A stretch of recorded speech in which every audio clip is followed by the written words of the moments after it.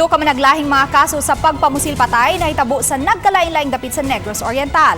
Sayra nato ang detalye, pinaagi ni ining report. Sa lungsod sa Siaton, patay ang duha ka mga mag-uuma human po sila sa gituhuang mga tulisan sa barangay Napakaw.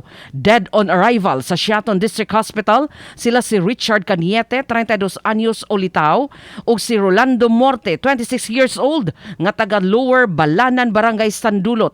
Sa investigasyon sa kapulisan, pauli na unta sa ilang pinuy-anan ang mga biktima sakay sa motorsiklo dihang giatangan sa duha ka wa mailhing mga tulisan. Dayon gipamusil ang mga biktima. Gikuha ang kwarta og motorsiklo sa mga biktima. Nakuha sa crime scene ang duha ka tingga sa bala sa kalibre 45 nga pistola. Sa lungsod sa Bakong, patay ang 54 anyos nga parulado sa kasong frustrated murder. Human po sila sa Purok 2, Barangay Banila, Domingo sa Kadlawon. Dead on arrival sa Siliman Medical Center, si Wenceslao Santillan, tigkolekta sa tong sa Bilyaran. Matod sa kapulisan, naglakaw pa uli ang biktima dihang gipusil sa ug paa sa nagbinugtong nga mamumuno.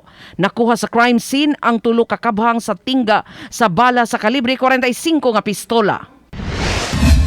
Samtang sa lungsod sa Manhuyod, patay diha dayon ang usa ka lalaki human po sila sud sa detachment sa CAFGU Delta Company sa 94th IB sa Philippine Army sa Barangay Lamugong Domingo sa gabi. Suma pa ni sud sa detachment ang biktima nga si Ronnie Abelia, taga Sitio Balukan, Barangay Lamugong, nga wa mananghid. Gituho ang duna kini diferensya sa pangisip ug nanong sa mga CAFGU.